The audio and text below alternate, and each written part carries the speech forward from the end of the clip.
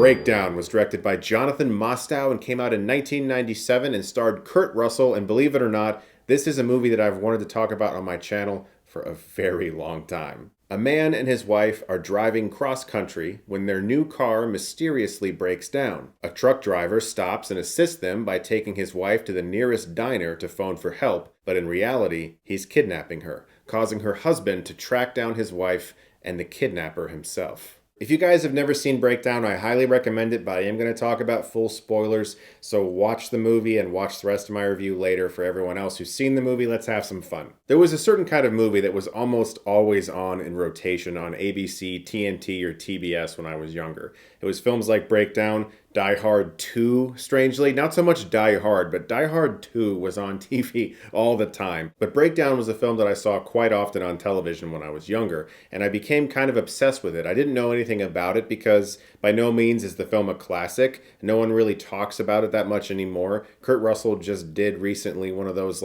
actor breaks down his most iconic characters things and never even discussed the movie, and so it's kind of forgotten about even amongst his filmography. When I reviewed Joyride for my last Halloween special, I mentioned that Steven Spielberg's Duel, Breakdown, and Joyride all kind of felt like an unofficial trilogy. This movie definitely feels like a cousin to Duel, although Jonathan Mostow has said that he was very inspired by Hitchcock's The Lady Vanishes. These kinds of movies were my bread and butter when I was young, and what do I mean by these kinds of movies? I mean thrillers that tend to take place in real time or in one day. Movies like Collateral, Panic Room, or the lesser-known Nick of Time with Johnny Depp and Christopher Walken, Cellular with Chris Evans, William H. Macy, and Jason Statham, or Out of Time with Denzel Washington. Movies that feel like they never really stop moving. As soon as the thing happens and the rest of the movie is your hero in a constant state of panic.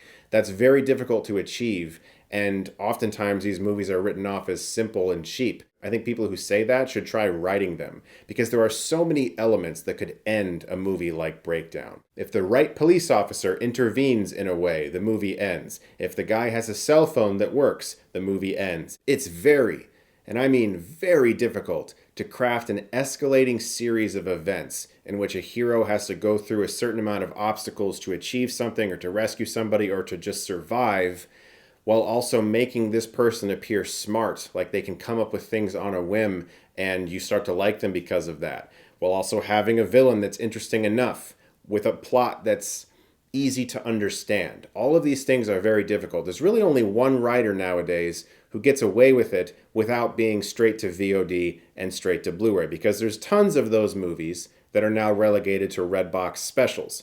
But David Koepp is one of the few writers who can still make a movie like this. He recently did Kimmy with Steven Soderbergh. He wrote Panic Room as well, but he's also kind of a legend.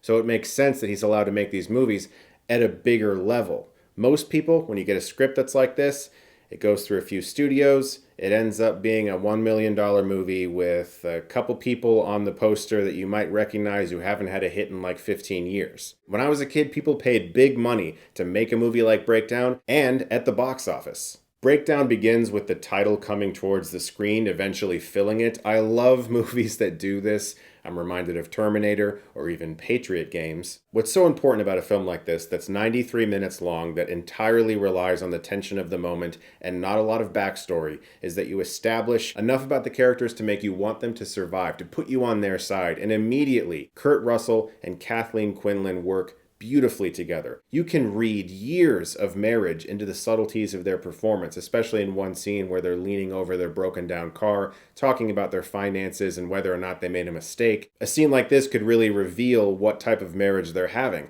If they're arguing about their finances, if they're upset about this mistake, you can tell, all right, their marriage is on the rocks, maybe they're failing, but they're laughing about it. They're being playful about the fact that they're in this terrible situation. And you immediately like them for that reason, so that when she gets kidnapped, you really want him to find her. A tiny detail I like about the beginning of this movie is when Kurt is talking to somebody who is instrumental in the kidnapping of his wife. In the background, you can actually see the 18-wheeler belonging to the main villain, showing us that he was spying on them before he ever met them. While their car is breaking down, this guy pulls up, played by J.T. Walsh, rest in peace, an excellent actor. He offers to help them, and he's like, sure, honey, go with this guy to the gas station and make a phone call. I'll just wait here. My man, why'd you do that? That's...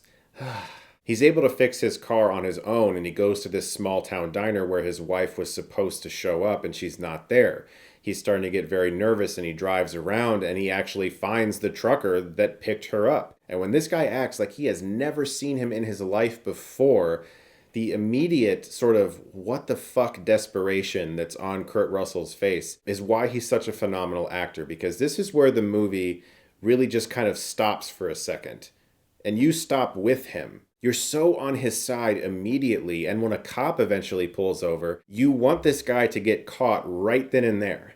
That's how likable and sympathetic Kurt Russell is in this movie, and how much you care about him immediately. And I love how the film really does play out very well in real time. You're with him through every single step of this treacherous journey. I love the following scene where he has to report his wife missing, because he spends most of it completely silent, looking at a bulletin board filled with missing posters, and you can tell that it's sinking in that this could be his future. You can read all this on Russell's face, that he's standing there wondering if he's going to be looking at missing posters like this for the next few years. How long will he not know? Will he ever find out, or is she dead? All of that is showing on his face. He's such a phenomenal actor, but it's also that he's probably never thought of anything like this before, and now is forced to because of this situation. Just a few hours ago, he was at a gas station getting candy with his wife, and now he's standing here in front of missing posters. When people talk about the everyman in a movie, someone who's thrown into this situation and forced to deal with it,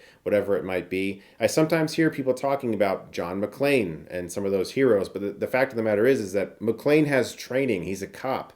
This guy is just a guy, is driving across country with his wife. He's not Jason Bourne. He's not Liam Neeson in Taken. He doesn't know what's going on. It's the epitome of the everyman character. When he goes back to the diner and thinks about questioning the owner, and then gets the idea to look at the receipts to see if his wife's name is on them, there's this really terrific silent moment where he's just standing there looking at all of the patrons, looking around, listening to the oddly creepy, now eerie music that might have seemed happy a moment ago, where it seems like it's really sinking in that this entire area does not give a shit about him.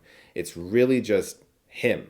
No one else is caring about it. And when he tries to take the receipts by force after the owner tells him no and pulls a gun on him, it's like he's never seen a gun in his life before. A second ago, he was looking at missing posters, and that was enough to shock him into silence, and now a gun's being pulled onto him. So this situation is constantly escalating, forcing our hero slowly but surely into bigger situations that he's never experienced before. Continuing with the idea of escalation, he's now thrown into a car chase when the crazy dude from the gas station pulls an even bigger gun on him, and he has to ditch his car in a nearby river, and it's really nice to actually see Kurt Russell doing these white water rapid stunts. He's actually out there getting tossed around. Another thing that movies like this live and die on is the resourcefulness of your hero, which is why I like seeing him forced to go to the bank to withdraw this money that they want, and he notices that there are those little money stickers. I don't know what they're actually called, but they say the amount of a wad of cash, and he grabs some of those in secret so that he can take dollar bills and put some bigger bills just on the outside and make them think that he's actually handing them the money they want when it's actually only like $5,000. Something this movie does very, very well that not enough American movies understand is the concept of satisfying amounts of revenge. A lot of times in movies, even in very good revenge movies, the dude walks up to somebody and goes, "Pfft," and then walks away, and it's like, that's it? Come on, man. Have you ever seen I Saw the Devil? That's not enough. Even in the first John Wick, he walks up to the guy and just shoots him. It's like, that's it? Breakdown is different, though. Everybody in this movie who's a bad guy gets taken out in a nasty way. When Kurt Russell gets the chance to duct tape this guy's face to the back of his headrest and continuously breaks the car so that he'll choke to death as he questions him for information, that's an adequate amount of revenge. There's also a real palpable feeling of mistrust in this town. It really does seem like everyone in the area can't be trusted, whether it's truckers, people at the diner, or the cops. This movie does a great job of maximizing the everyman potential of the story. And next, there's a really fantastic stunt sequence where he tracks down the trucker who kidnapped his wife, and he has to climb underneath his semi-truck. And he's hanging there as this dude drives, and we just heard this guy on the payphone say that he's going to drive all night. So obviously he can't be under there all night, so he's got to get to the front of the truck. It reminds me of that excellent sequence in Raiders of the Lost Ark where Indy goes underneath the truck. It also has my favorite shot in the entire movie, Kurt Russell hanging half under the truck, half trying to get to that door. His left hand is in frame showing that wedding ring. That shot is everything you need to know about the movie. Once he's able to get inside this barn where supposedly his wife is being held, him finding all the license plates as well as all the phones and the cameras is a perfect way to instantly tell the audience that this is not the first time they've done this. And again, on the point of satisfying revenge, when he gets into this guy's house and has a gun, he can hear him talking with his friends and family and his wife, and you realize that he is about to walk in on all of them and get the jump on him. What's so great about it is that you instantly understand that his wife has no idea what this dude and his friends are doing.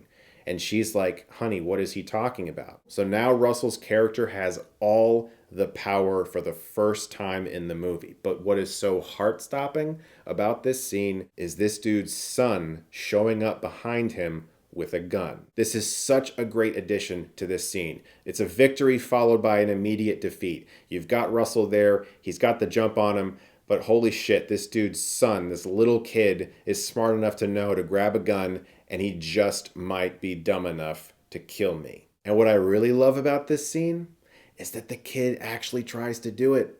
And Russell has to smack the gun away, and the bullet impacts one of his friends, which is great because I could imagine while writing this, Mostow might have thought, well, he's got the jump on him. He'll just force them to go into the garage and get his wife. But adding this extra element is, again, just yet another terrible obstacle he has to overcome. Now he forces this dude's wife to be the one to open up that freezer and find out that her husband is a psychopath, which again, the revenge element is strong with this one. And Kurt Russell forces all of them to go down where his wife was just locked up, and I love how the bad guy tries to make this epic speech and he just kicks him in the face. But one of them did get away, who eventually frees those guys, leading to a fantastic chase sequence where our heroes are pinned by a semi-truck and two other cars, and they're firing bullets at each other, and it's so tense and exciting. And it's also very loud for a while, so when the truck goes over the bridge and we're met with almost instantaneous silence,